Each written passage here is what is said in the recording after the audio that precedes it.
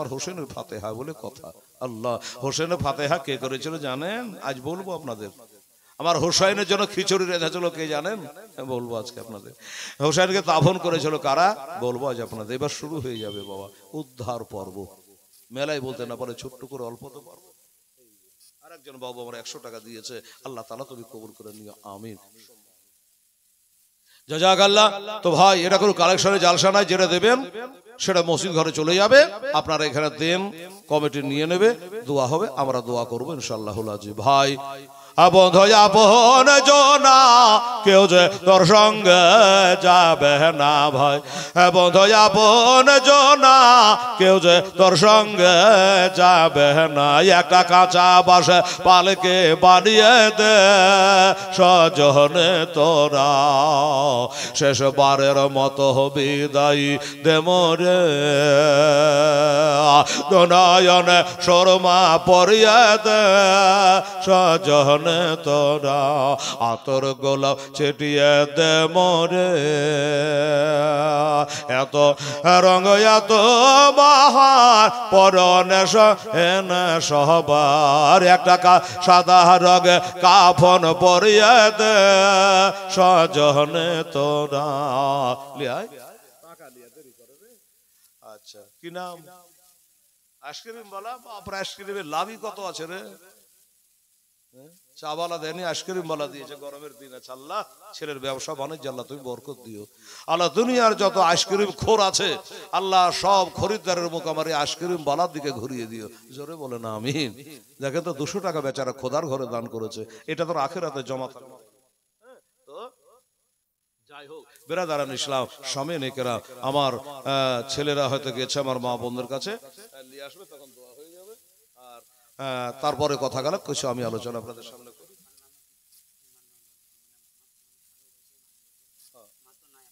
মা নাই, খালু এবং আব্বা, যাও ওই যে মা নাই খালু আব্বা তাও নেই, তাদের জন্য দোয়া করেন। তো আমার মন বলছে তোর 14 পিঢ়ির লেগে করবো, শুধু খালু আর খালালে সবার জন্য করবো। মাশাআল্লাহ 1000 টাকা দিয়েছে বাবা, নারে তাকবীর নারে রিসালাত মাশলাকে আলা হযরত।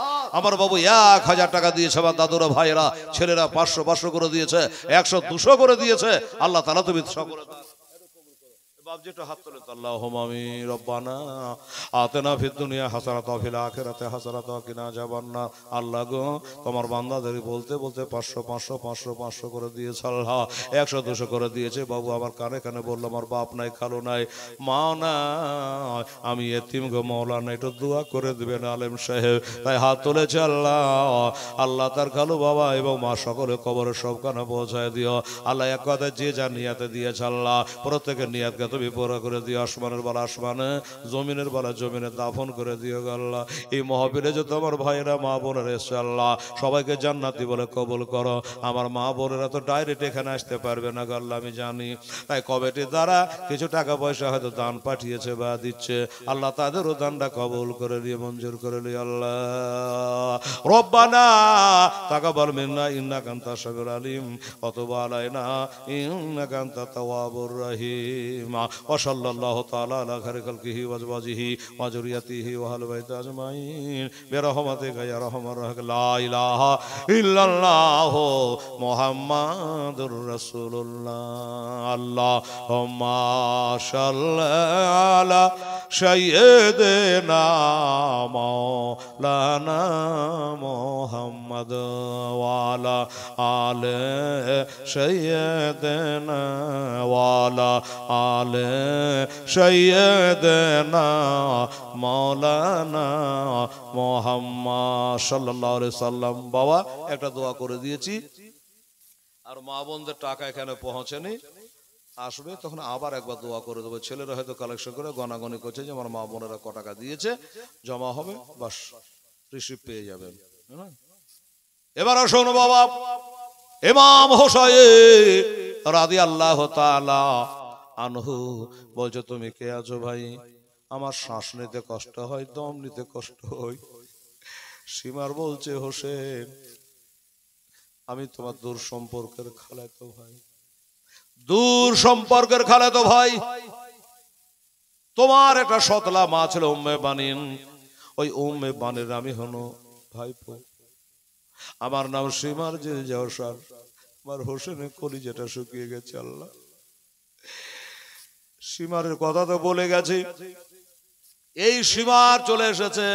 কেন তুমি আমার বুকে বসে বলল তোমার গলাটা কেটে নেব, তাই তুমি আমাকে শহীদ করবা বললে। হ্যাঁ, খালাতো ভাইয়ের পরিচয় দিচ্ছ, আবার গলা কাটার জন্য মন্তব্য করেছ, মনস্থ করেছো, এটা কেমন হয়?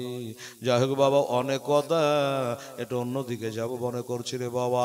লাস্টে কি হলো, ইমাম হোসেন রাদিয়াল্লাহু তাআলা বলল আচ্ছা ঠিক আছে, আমার গলা কেটে নিবি নি, আমাকে 2 রাকাত নামাজ পড়তে দে, আমাকে 2 রাকাত নামাজ পড়তে দে। সীমারেরা বলেছিল এখান থেকে দিয়ে, ঠিক আছে ধন্যবাদ, দোয়া করবো আবার 5টা কলম যখন এক জায়গায় হয়ে যাবে, নবী পাক হযরত আলী, মা ফাতেমা, হাসান হোসেন 5 জন। ও বাবা 200 করে যদি আর 4 জন পারেন দেবের, 5টা হয়ে গেলে তখন আবার দোয়া করে দেবো, আমি বলে যে আপনারা দিয়ে যান। ও বাবারা মায়েরা, আমার হোসেন বলে ভাই রে আমাকে 2 রাকাত নামাজ পড়তে দে। আমার মা বোনেরা গো, আমার ভাইয়েরা, বাবারা গো, আমি জোড়হাত করে সারাংশটুকু একটা কথাই বলে দেব, জীবনী করলেন করালেন ভালো কথা, যদি বাবা সত্যি জীবনীকে প্রাধান্য দেন মানে, তাহলে যেন নামাজ ছুটে না যায়। এই যে বাবা মহরমে রোজা আছে না, নফল রোজা সবাই করে না? হ্যাঁ, তো আমার মা বোনেরা বেশিরভাগ জিজ্ঞাসা করে হেলাল রে ফোনের মাধ্যমে ডাইরেক্ট, মহরমে কটা রোজা করবো? আমি বলে যে 2টা তো করতে হবে মা, তারপরে যত বেশি পারো। বছরে 5টা দিন রোজা রাখা হারাম, ঈদের 1 দিন, বকরা ঈদের 4 দিন, বাস, বাকি টাইম আপনি চালিয়ে যান রোজা, তবে জান বাঁচিয়ে কাজ করবেন। নেকি করতে যে শরীর দুর্বল করে দিয়ে হড়মড়িয়ে পড়িয়েন না রাস্তায়। বাবা তুমি এগুলা কি করে জানেন? জিজ্ঞাসা করবে সবে বরাতে কটা রোজা, মহরমে কটা রোজা, সফরে কটা রোজা, রজবে কটা রোজা। এই শালা বেটি ছেলের ফোন ধরে ধরে মাথা খারাপ। হ্যাঁ, একটা মহিলাকে বলছে এই তোরা যা খালি রোজার কথায় শোধাছি, কয়টা রোজা করবো, কয়টা রোজা করবো, নামাজ পড়িস? হ্যাঁ, তো বলছে নামাজ পড়ি না রে হেলাল, নামাজ পড়িস না, তুই নফল রোজা করে লেগে জান দিচ্ছি, ফরজ নামাজ তোর বাপ পড়বে? হ্যাঁ, রাতের 5 ওয়াক্ত ফরজকে জবাই করে দিচ্ছে, আর রোজা কটা করবো, কটা করবো, কেন করিস না? তো মেয়েটা নরম হয়ে গেল যে ঠিকই কথা, ঠিকই বলছেন মৌলানা, কিন্তু বেটা রে এই নামাজের মধ্যে খুব ভেজাল রে বেটা। কি ভেজাল? বলছে রোজাতে কোনো ভেজাল নাই, নামাজে খুব ভেজাল। কিসের ভেজাল? তো মেয়েটা আমাকে এবার বুঝাইছে বক্তার মতো যে শুন বেটা, নামাজ পড়তে গেলে আলহামদুলিল্লাহ লাগবে, লেরাফে লাগবে, আলাম তারা লাগবে, মানে ওদের ভাষায় বলছে, ইন্না আতাইনা লাগবে, এতগুলি সোরা লাগবে, আত্মাহিয়াত লাগবে, দুরূদ শরীফ লাগবে, মাসুরা লাগবে, দোয়া কুনুত লাগবে। তারপরে যা শরীর পাক রাখতে হবে, কাপড় পাক রাখতে হবে, পশ্চিম দিকে মুখ করে দাঁড়াইতে হবে, হ্যাঁ, ঠান্ডা দিনে ঠান্ডা পানি ঘাঁটতে হবে, ভেজালের শেষ নাই। আর এই রোজাতে কোনো ভেজাল নাই রে বেটা, ভোর রাতে খাইলেন, সন্ধ্যা রাতে খুলে দিন, হাত ধোয়া গা ধোয়ার কোনো দরকার নাই। এর লেগে রোজাটা ছাড়ি না বেটা, নামাজের ফতোয়া জিজ্ঞাসা করি না। মা আমার হোসেন কি বললো, সীমারে আমাকে 2 রাকাত নামাজ পড়তে দে, বলে না হবে না, হবে না, নামাজ পড়তে দেওয়া যাবে না। বলে শুন, আমি কে ভালো করে শোনালে, আমার নানার নামাজ কাজা নাই, নারী নামাজ কাজা নাই, আমার মার নামাজ কাজা নাই, বাপের নামাজ কাজা নাই, আমার ভাইয়ের নামাজ কাজা নাই, আমারও জীবনে কোনোদিন নামাজ কাজা নাই। এই কথা বুক ফুলে আপনারা বলতে পারবে যে আমার নামাজ কাজা নাই? পারবেন না। আমার হোসেন বলছে আমার জীবনে কোনোদিন নামাজ কাজা নাই রে, আমাকে 2 রাকাত নামাজ পড়তে দে। বলে হবে না, হবে না, বলে না। আমার হোসেন আর একটা কথা শোন, আর একটা কথা শোন, আমি একবার নয় 2 বার নয়, একটা খতম আছে 3200, আর একবার যে 800 টাকা নিয়ে আসেন তো ভাই, যান, আমি বলে দিছি যান। আমার মা বোনেরা পাথর চাপড়ির গজাল শোনাচ্ছি, লজ্জা করবেন না, যান। হ্যাঁ, এই বেটিরা খালারা কত বললো? 3200, 3200, 3200। তো আমার ভাইকে বলেন, যা ভাই আমার দাদা আমার একটু আমার মা বোনদের কাছ থেকে 800 টাকা নিয়ে আসেন, গেলি দিয়ে দিবে জি, পাথর চাপড়ি তো ধরিনি, একজন আর দিলে তাহলে 3300 হলো, আর 700 টাকা লাগবে। হ্যাঁ, আমার মা বোনদের কাছে যান, গেলে দিয়ে দিবে শুন ইনশাআল্লাহ। আবার মন বলে চল পাদর যাবে রে দাতার দরবার, একটু জোরে বলে সুবহানাল্লাহ আলহামদুলিল্লাহ। এই বাবা আপনারা পারলে 700 টাকা দেন তো বাবা, 200-100 করে। আর আমার মা বোনদের কাছে যদি ছেলেরা যায়, লজ্জা যদি না করে, তাহলে দিয়ে দেবে। আবার মন বলে চল পাদর যাবে রে দাতার দরবার, আবে যাব যাব মনে করে আমায় যেতে দেয় না 6 জন দাতা তোমার দরবারে। আবার মন বলে চল পাথর যাবে রে দাতার দরবারে, দাতা সাধ নার বলে, দাতা সাধ নার বলে ওরে মশা মাঝে না বসে দাতার পাক মাহাজারে। আমার মন বলে চল পাথর যাবে রে দাতার দরবারে। সুবহানাল্লাহ আলহামদুলিল্লাহ। হ্যাঁ, কেউ যায়নি, আর ছেলেগুলা লজ্জা করছে, মনবি নেই বলছে আর বলা মুখ একবার কেন গেলে কিন্তু আমার মা বোনের দিয়ে দেবো বাবা 700 টাকাই ভাই রে দাদারা 100 করে টাকা দিয়ে বাবা মা মুখ দিয়ে হেলালে বাড়িয়ে গেছে। এই পাথর চাবড়ি দাতা বাবা, একবার আমার জাল সরোবরে এক নজর ফেলতো দাতা, দেখি 700 টাকা হয় কি হয় না। সুবহানাল্লাহ সুবহানাল্লাহ। 1,000,000 টাকা ছেলে দিয়েছে, মা নাই বাবা নাই, মা নাই খালু নাই, মা নাই বাবা নাই, তাদের জন্য দোয়া করেছে। 700 টাকা 100 টাকা করে পারা যাবে না? হায় হায় হায় হায় দাতা বাবা। আরে দাতার দাতা সাধনার বলে ওরে পাহাড় থেকে মাঝ নামে তো দাতা ধরিতে না হাত, জোরে বলে সুবহানাল্লাহ। দাতা সাধনার বলে এই যে ছেলে আর 100 টাকা দিয়েছিল, আরে আর 500 টাকা নিয়ে দেবে, এটা হিসাব রাখবেন। আর 500 টাকা হলো এটা 4,000 টাকার বান্ডিল হয়ে গেল। এখানে যা আছে আছে, এটা এমনি করে 100 টাকা করে তাড়াতাড়ি পাঠান। দাতা দাতা সাধ নার বলে। আচ্ছা আমার বাবু ভাই জানুন 100 টাকা দিয়ে দিয়েছে, কত হলো জি? আর কত লাগবে? 2800 300 400 400 যে 100 বাড়ে যেত, লস তো নাই, কমে গেল তো 400 তো 400ই তাহলে আলহামদুলিল্লাহ। গেছিলেন জানেন না? আচ্ছা এই যে আরেকজন দিয়ে 400, এবার কত হলো? আর 300।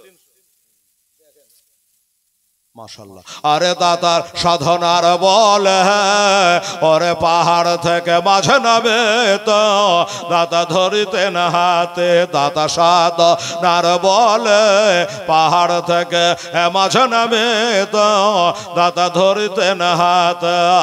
আগুন নাই রে পানি নাই রে দাতা সেদ্ধ করে ইহিসিমি, দাতার সাধনার বলে আমার মন বলে জল পাথর যাবে রে দাতার দরবারে। দাতার লঙ্গর খানাতে দাতা লঙ্গর খানাতে ওরে ফকির দরবে খানা খায় সবে একসাথে বসে। আমার মন বলে চল পাথর যাবে রে দাতার দরবারে। আমি যাব যাব মনে করে আমার যেতে দেয় না 6 জনই দাতা তোমার দরবারে। দাতার পাক মাহাজারে দাতার পাক মাহাজারে ওরে হিন্দু মুসলমা চাদর চহরায় সবাই একসাথে মেলে। আমার মন বলে চল পাথর যাবে রে দাতার দরবারে। দাতার পাক দরবারে দাতার পাক দরবারে ওরে জাতির ভেদা ভেদ নাই রে দাতা তোমার দরবারে।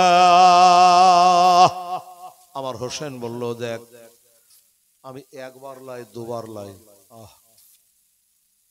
400 মাইলের রাস্তা মক্কা থেকে মদিনা। বাবা বলছে আমি পায়ে হেঁটে 25 বার হজ করেছি, জোরে বলুন সুবহানাল্লাহ। আছে নাকি 25 বার হজ করে একটা হাজি? মসুরডাঙ্গাতে নাই, ডবল হাজি পাওয়া যেতে পারে, ডবল পাওয়া যেতে পারে। পায়ে হেঁটে 25 বার হজ করেছেন তিনি আমার ইমাম হোসেন রাদিয়াল্লাহু তাআলা আনহু। ইমাম হাসানও 25 বার হজ করেছে বাবা পায়ে হেঁটে, অথচ ঘোড়া উঠ তখন ছিল, তারপরেও পায়ে হেঁটে 25 বার হজ করেছে। সুবহানাল্লাহ। বলছে ভাইরে একটা হাজি সাহেবের নামাজকে কাজা করাস না রে। হাজিদের কোলে কালে লেগে যদি দেখ হাজিরা নামাজ পড়ার নামাজ কাজা করে বলবে আমাকে নামাজ পড়তে দে। সুন্দর করে গহনা তুলে যখন বুঝালো বাবা তো ওরে বাবা নামাজ পড়তে দিয়েছিল কেউ তো নামাজ পড়া করতে দেয় নাই। আমরা নামাজ পড়ি এসি চালিয়ে দিয়ে ফ্যান চালিয়ে দিয়ে আমরা নামাজ পড়ে আরাম করে বাবা আমার হোসেন নামাজ আদা করতে হে মাসুদিকে সায়ামে না দেবারুকে সায়ামে। আরে হোসেন তো নামাজ আদা করতে হে তলবারুকে সায়ামে। জোরে বলে সুবহানাল্লাহ। 22,000 তলবারের তলে আমার হোসেন নামাজ কাজা করবে না, এজন্য তিনি বাবা 2 রাকাত নামাজ পড়ছে। আর একটা কথা বলি আপনারাকে বাবাই যে আজকে হেলাল বলছে আপনারা শুনছে, আজকে রাতটা এখন যায় তার কোনো কাম নাই, বাড়ি থেকে আল্লাহর নাম নিয়ে শুয়ে যাবেন, ঠিক আছে শুয়ে যাবে। গোটা রাত্রিটাই আপনার আমল নামার নেকি চলতে থাকবে। আমার হোসেন রাদিয়াল্লাহু তাআলা বাবা 2 রাকাত নামাজ আরম্ভ করেছে, ওই বেদবেরা নামাজ সমাপ্ত করতে দিল না। ওই নামাজের অবস্থায় তার শরীর থেকে সাথে মোবারক আলাদা করে দিল, বাবারা মাথাটা কেটে আলাদা করে দিল। ইন্না লিল্লাহি ওয়া ইন্না ইলাইহি রাজিউন। আপাতত যুদ্ধ বন্ধ হলো। কোথাকার যুদ্ধ? কারবালার। এই বাবা এদিকের যুদ্ধ বন্ধ হলো, ওদিকে আবার যুদ্ধ চালু হয়ে গেছে। আমার মা বোনদের দিকে যুদ্ধ চালু হয়ে গেছে। বলবে হেলাল কিরকম শুনেন বাবা গো, আমার হোসেন বাবা আলাদা হয়ে গেছে। অমনি আমার হোসেনের গলা কাটা রক্ত গলা করতে করতে করতে করতে করতে করতে আমার হোসেনের হাত দাস্তে মোবারকের কাছে হাতের কাছে চলে গেছে। আমার হোসেন বললো গরম লাগে কেন? একদিকে গর্দান চলে গেছে বাবা। আর আমার হোসেন গলা কাটার ওই গরম রক্ত লিয়া হাতে করে নিয়া ওই রক্তকে জানে বাবা চালিয়ে দিল। আর যেমনি চালিয়ে দেওয়া খোদার হুকুমে হাওয়ার গতি, আর ওই রক্ত জানে বাবা আর নীল আকাশে চলে গেল। আসমানে বাবা রক্তটা পৌঁছে গেল। থাকার গজাল বলে টাইম পাস করছি না বাবা, রক্ত চলে গেল। হোসেন যখন হোসেনের গলা কাটা হলো রে বাবা, ওই সময়তে সারা দুনিয়াটা বাবা একবারের রাত লেগে গেল। আচ্ছা দিনের বেলা থেকে আসমানে তারা দেখতে পাওয়া যায় বাপ? যায় যায় না। চাঁদ দেখতে পাওয়া যায় না। এই জন্য মাগরিবের পরে চোখ ফেড়ে ফেড়ে চাঁদ দেখতে হয়। মহরমে চাঁদ উঠলে উঠলো না, ঈদের চাঁদ উঠলে উঠলো না বাবা, কেউ দেখতে পায় কেউ দেখতে পায় না বাবা রে। দিনের বেলাতে আসমানে তারা দেখতে পাওয়া যায় না। আল্লাহর কসম খাইয়া বলছি বাবা গো, আমার হোসেন যখন শহীদ হয়ে গেল দুনিয়া যেন আঁধার হয়ে গেল, আর দিনের বেলাতে আসমানে তারা ফুটে গেল। সুবহানাল্লাহ, হায় আল্লাহ। অমনি করে যেভাবে কেতাবে লেখা আছে ওইভাবে কি আর বর্ণনা করতে পারে রে বাবা? পড়তে বসে গেলে চোখের পানি আর থামে না। আমার হাসান হোসেনের জীবনে পড়তে লাগলে বাবা চোখের পানি থামে না। নারে তাকবীর, নারায়ে রিসালাত, মাসলাকে আলা হযরত জিন্দাবাদ। মন্টু জিলাপি বালা সুবহানাল্লাহ। এত নেকা ছিল কিনা দেখেন খালি নোটই বুঝা গেল। 500 টাকা দিল মন্টু ভাই তার নাম। এ দান করে কলো আখিরাতের কাম। আর দোয়া করে খোদা মন্টু ভাইয়ের তরে, আর সঙ্গে করে দিয়ে আমার হোসাইনের সাথে। একবার মুখে বলেন আমিন। কত বলছিলাম? কত লাগতো? 300 না? 300 লাগতো। মানে ভেজাল একটা থাকলোই, মানে 200 বেড়ে গেল। মন্টু ভাই ভেজালে কে দিলে 200 টাকা আর বেড়ে গেল। আচ্ছা শেষ করতে করতে পারলে আর 800 টাকা আমার মন্টু ভাইয়ের মতো কেউ দিয়ে দিন আখেরি দোয়াটা লিবার জন্য বাবা গো। আসেন বাবা। এমনি করে যখন দুনিয়া আঁধার হয়ে গেল কি করবে বাবা? কেউ কাউকে যেন দেখতে পায় না, খুঁজে খুঁজে পাওয়া যায় না। আপাতত যুদ্ধ বন্ধ হয়ে গেছে রে বাবা। আস্তে আস্তে ঘড়ির কাঁটা ছুটছে, বেলা যাচ্ছে, রাত্রি লেগে গেছে। আমার জৈন বসে বসে কাঁদছে, আল্লাহ আজ আমার ভাই হোসেনের শহীদ হয়ে গেল। 10ই মহররম শহীদ হয়ে গেছে। বিবি বাল বাচ্চা সবাই কাঁদছে ডেরাতে বসে বসে বাবা। আর ওই বদ্দার গুনাহগারেরা কি করেছিল জানেন? এসে বাবা ওই ডেরাতে আগুন লাগিয়ে দিল। মেয়েরা দেখেন জি বলছি না, জবাব যাবেন তবাদ দেবে। আমার মা বোনেরা সুবহানাল্লাহ। 200 প্রায় 10 কম 300 বাবা, তাহলে কত হলো? 400। আর ওখানে 200 ছিল বেশি, তাহলে 600। এটা বাবা 600 বেশি হলো। আল্লাহ আল্লাহ, তাহলে শেষ পর্যন্ত আর 400 টাকা দিস মা পারলে দিয়ে জোরা জোরে আল্লাহ ইকরাহা ফিদ্দিন। ইসলাম ধর্ম জবরদস্তি নয় বাবা গো। আমার হোসেনের কথা বলতে কলজা ফেটে যেছে রে বাবা। ও বাবারা, আমার মা বোরে যখন বাড়িতে বসে বই গেলা পড়ি তখন চোখের পানি থামতে পারি। যত গালা পড়ি তত কি আর স্টেজে বলা যায়, অত তো আর বলা যায় না বাবারা। আমার দোস্তরা চোখের পানি মুছতে আর পড়তে হয় রে বাবা। সুবহানাল্লাহ। এবার হযরতে জয়নব কাঁদে বেড়াচ্ছে, আল্লাহ আজকে আমাদের কেউ নাই। আবার জয়নাল আবেদিন আমার বড় ভাতিজা 22 বছরের ছেলে, ঘরের মধ্যে কত আছে, ডেরার ভিতরে সবাই আছে। ওই এজিদের দলেরা বাবা লুটেরা যারা এসে বাবা আগুন জ্বালিয়ে দিল। আহা, আগুন জ্বালিয়ে দিয়েছে। আমার হোসাইনের আল আওলাদেরা যে ডেরাতে আছে, আমার মায়ের আগু, আপনারা যে মাথার উপরে চাঁদওয়াস তিরপাল টেঙেছে, ওই রকমে ওই ডেরার ভেতরে আগুন লাগিয়ে দিয়েছিল বাবা। আলহামদুলিল্লাহ। এই দেখেন 100 টাকা আর একজন দিয়েছে, নাম বলছেন, আল্লাহর নাম জানছে। সুবহানাল্লাহ, সুবহানাল্লাহ।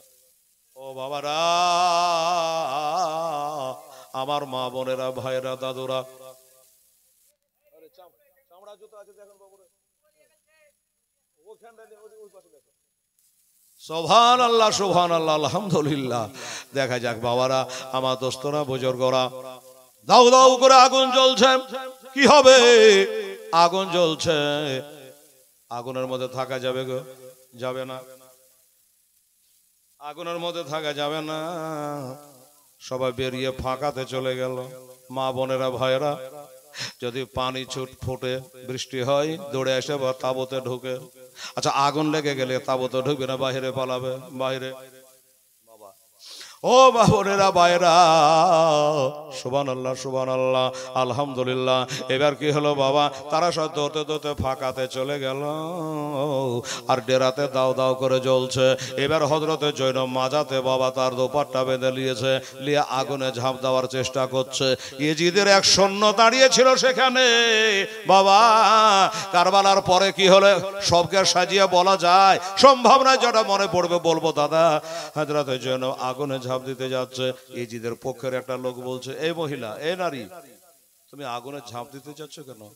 বলছে, আর বলো না, এই ডেরাটার ভিতরে আমার একটা ভাইপো আছে, যে হোসেনকে তোমরা শহীদ করলা। ওই হোসেনের একটা বড় বেটা, 22 বছর তার বয়স, জয়নাল আবেদিন তার না, জ্বরের চোটে বিছা ডেরা ছেড়ে বার হতে পারেনি। ওই ডেরাতে তোমরা আগুন লাগিয়ে দিয়েছ, তাই ডেরার ভিতর থেকে আমার ভাতিজাকে একটু টাইনা বাহির করতে আমি যাচ্ছি। হ্যাঁ, তোমার মাথা খারাপ হয়ে গেছে? আগুনে ঝাঁপ দিয়া তোমার ভাইপোকে তুমি বার করতে যাচ্ছ, ঠিক আছে, কত তুমি বাঁচবা, তুমি যে পড়ে যাবা। যেন বলে, কসম খোদা, আমরা যে নবী ঘরের সন্তান, আগুনে আমাদের পোড়াইতে পারবে না। আল্লাহর কসম, কেতাবে লেখে আগুনে ঝাঁপ দিয়েছে।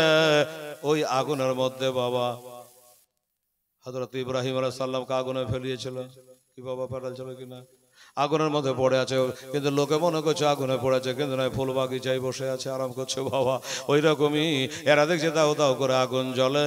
আমার জয়নুল আবেদিনের কিছু হয়নি, আর ভাইপোকে বাহির করে নিয়ে চলে আসলো।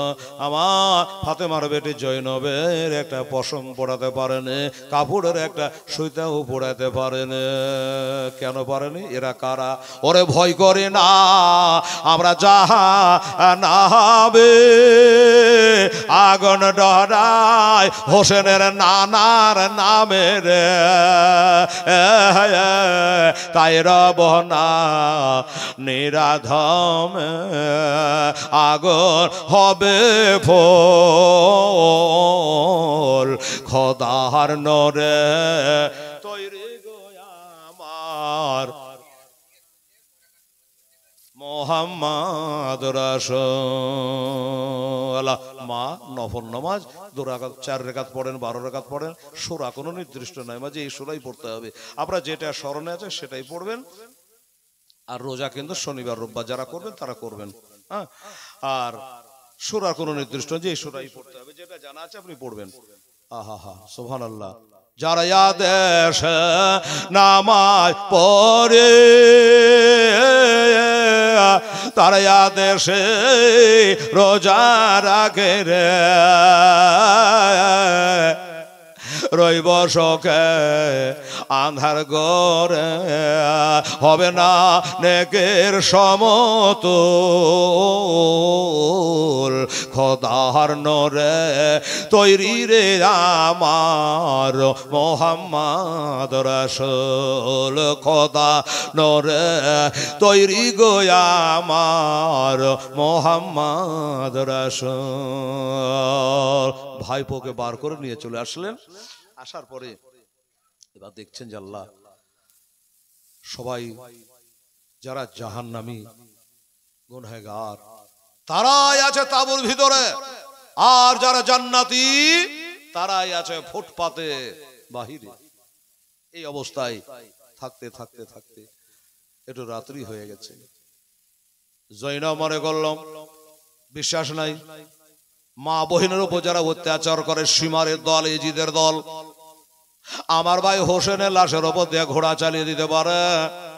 আমি যাই ভাই এটা লাশের কাছে লক্ষ্য করে পহরা দেব, কিন্তু পহরা তো দেব সাকিনা হোসেনের বেটে 7 বছরের বেটে সাকিনাকে আমার দায়িত্বে দিয়ে গেছে, তাকে একবার দেখভাল করা লাগবে।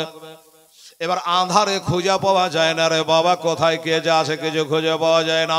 আস্তে আস্তে করে কারবালার মাঠে গিয়া হযরতে জৈনব ডাক দেয়, সাকিনা ও বেটি সাকিনা রে, তোর আব্বা আমার হাতে সবে দিয়ে গেছে রে মা, আমাকে না বলে তুই কোথায় চলে গেলি বা আঁধারে খুঁজে পাচ্ছি, কোথায় গেলি রে সাকিনা?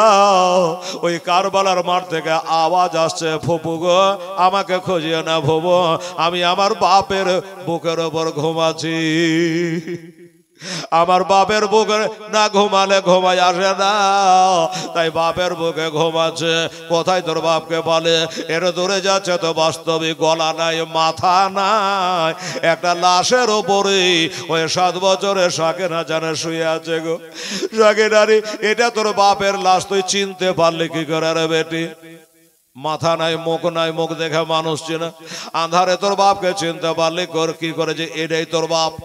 বলছে ফুবু গো আমি যখন আব্বা আব্বা করে চিৎকার করছিলাম, আব্বা আব্বা করে চিৎকার করছিলাম যে আব্বা তোমার বুকে না ঘুমালে ঘুম হয় না, তখন আমার বাপ আমাকে হাত ছানি দিয়ে হাতের ইশারা করে ডেকে নিয়েছে, আর আমি আমার আব্বার বুকে আমি ঘুমিয়ে আছি।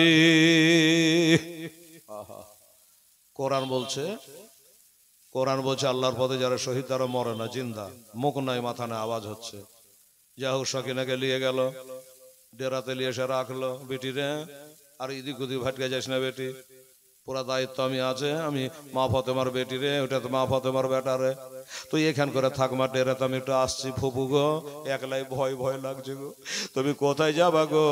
বলছে বেটি রে তোর আব্বার লাশের কাছে একটু আমি 2 ঘন্টা পহাত দেবো রে, বিশ্বাস নেই ওরা লাশটা উধাও করে দিতে পারে রে কারবালায়, এই জন্য আমি ওইখানে একটু বসে বসে জোগাবো। আচ্ছা ঠিক আছে ফুপু তুমি যাও, আমার জন্য চিন্তা করো না। এবার জোগাতে গেল, এবার বসে বসে জোগাচ্ছে, কাঁদছে রে বাবা, বুক ফেটে যাচ্ছে। জৈনবে ভাইয়ের লাশের পাজরে বসে বসে কাঁদছে।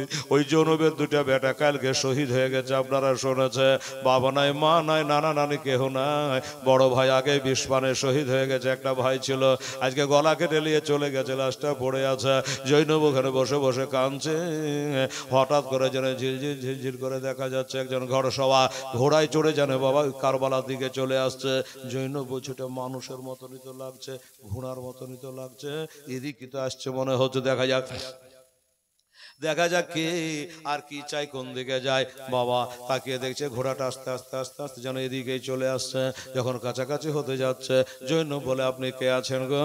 দয়া করে মেহেরবানি করে আপনি একটু ঘুরে বাড়ি চলে যান, দিনের বেলাতে আসে, আমি একটা মেয়ে মানুষ, রাতের বেলা যদি আমার কাছে যত বড় আপনার দরকার থাক না কেন, ভোরে আসেন দিনের বেলায় এসে, রাতের বেলাতেই আপনি যদি আমার কাছে চলে আসেন কোলে কালি লেগে যাবে গো।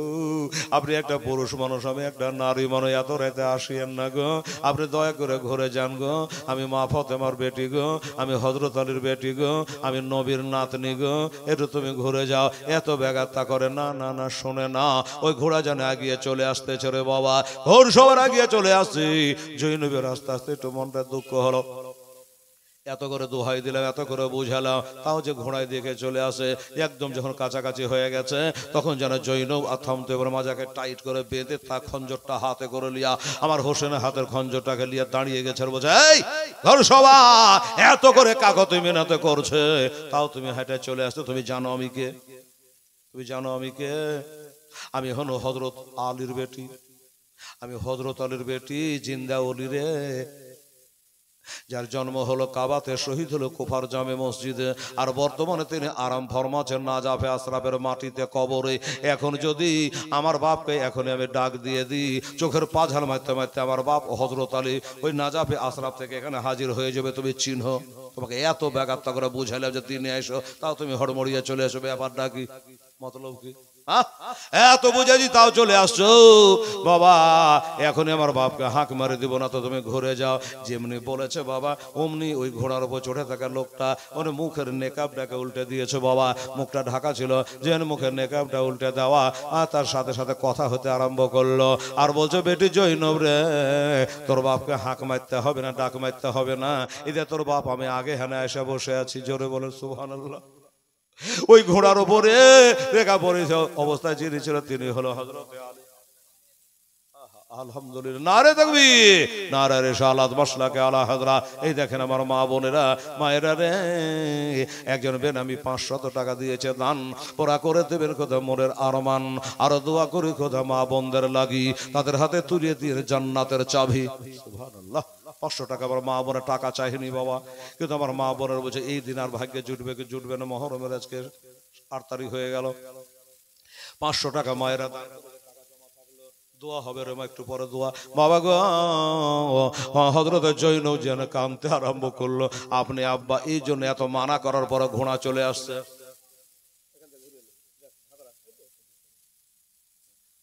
একজন আমার দাদু ফাতেহাতে দিয়েছে, হোসেনের ফাতেহা বলে কথা। বাবা গো, এবার কি করলো জানেন? ওই ঘোড়া হযরত আলী রাদিয়াল্লাহু তাআলা ছিল। জৈনব বলে, আব্বা এত দেরি কেন কেন আসলেন? আব্বা গো, আগাম কেন আসলেন না?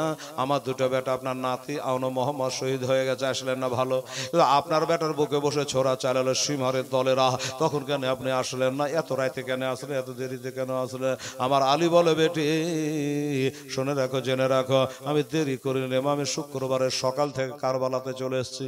একবার সুবহানাল্লাহ বলেন। শুক্রবারের সকালে আমি কারবালায় চলে এসেছি। মা বলছে, আপনি নিজের চোখে সব দেখেছেন? বলে, হ্যাঁ সব দেখেছি। আপনার বেটাকে কারা কারা হত্যা করেছে আপনি দেখে সবকে চিনি, জানি, তার বাপের নাম, তার মার নাম সব জানি। সবই জানেন? বলে, হ্যাঁ। আমার বেটারাকে কেরা কেরা মারেছে চিনে, সবকে চিনি। আপনার পোতা আলী আসগারে হলকমে তীর মেরে চকে চিনে? বলে, হ্যাঁ চিনি। বা সবাইকে চিনেন? সকাল থেকে আছি রে বেটি। বলে, আব্বা গো, দিলে কি আপনি পাথর বেঁধে এসছেন নাকি? কেন রে বেটি? বলে, আপনি সবকে চিনহেন, জানেন, আপনার বেটা পোতা সবকে যে শহীদ করে দিল তলোয়ার দিয়ে, একটা হইদরি হাঁক কেন মারলেন না?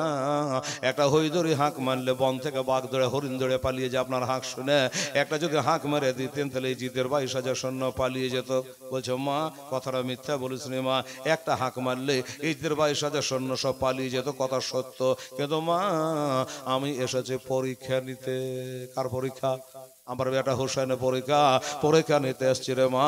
স্কুলের যদি নিজের স্কুলে পরীক্ষা হয়, মাস্টার ছাত্ররা দাঁড়িয়ে থাকে, ছেলেরা পরীক্ষা দেয়, গার্ড দেয়। বাবা যতই কঠিন প্রশ্ন হোক না কেন, যদি মাস্টার ওখানে ঘুরে বেড়ায়, মাস্টার কিন্তু বলে দেবে না পরীক্ষা হচ্ছে। পরীক্ষার হলটে বলে দেওয়া যায় না। ওরে বেটি, তাই পরীক্ষা করছিলাম, এই জন্য আমি হাঁক মারিনি। তবে একটা কথা বলি মা, এবারকার যুদ্ধে কার জয় জানো? এবারকার যুদ্ধে হলো আমার হোসাইনের জয়। হোসাইনের জয়। আমার বেটা নিজে জানকে জান মনে করেনি, বেটারাকে দান করেছে, ভাগিনারাকে দান করেছে, ভাতিজাকে দান করেছে, নিজের জীবনটা দিয়ে দিয়েছে ইসলামকে বাঁচাবার জন্য। কিন্তু তার মাথাটা নিয়ে গেছে জাগ্গারে বেটি, কিন্তু মাথা দিয়েছে, হাত দেয় না।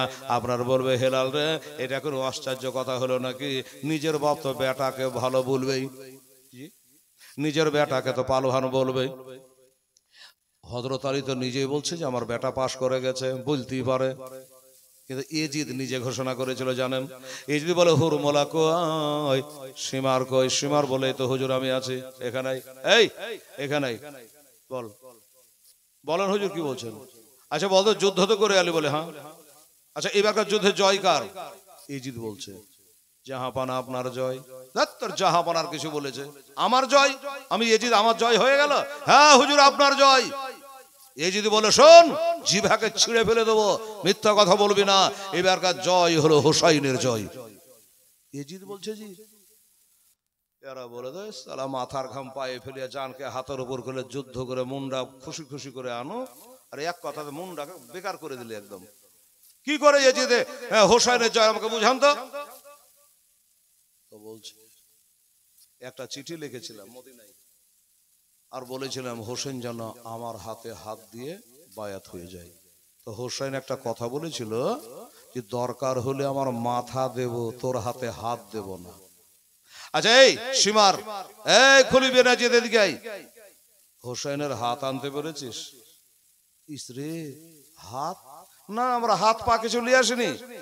তো হাত পা যখন আনিসনি, তো হোসেন তার কথার উপর অটুট আছে, তোর হাতে হাত দিব না, হাত দেয়নি। কারটা জয় থাকলো, হোসেনের কথাটা বাহাল থাকলো। এই কারণে বলে জয় জাহাপানার জয় নাই, জয় হলো হোসাইনের জয়। বিপক্ষ পার্টি যখন বলবে তো জানবেন আসলে জয়। যাই হোক বাবারা, আমার মা বোনেরা গো, এমনি করে বাবা রাত গেল, সকাল হলো 11 তারিখ। ওই এজিদের দলে যত মরেছিল তাদেরকে কুড়িয়া বাড়িয়া সবকে জানাজা করে, ওরা তো মুসলমান ছিল, পাপি মুসলিম কিন্তু মুসলমান, সবকে কুড়িয়া বাড়িয়া জানাজা করে মাটির তলে দাফন করে দিল। অন্য জায়গায় দাফন করতো, দাফন করে দিল। হাই রে দুঃখ, সব গলা করলো। এত বড় দুশ্মন বাবা, আমার হোসেনের লাশটা দাফন তারা করলো না। ঘোড়া চালিয়ে চাখানা চুর করে দিয়েছিল ইয়াজিদ, সব চলে যাচ্ছে। ওই ফোরাত নদীর পাশে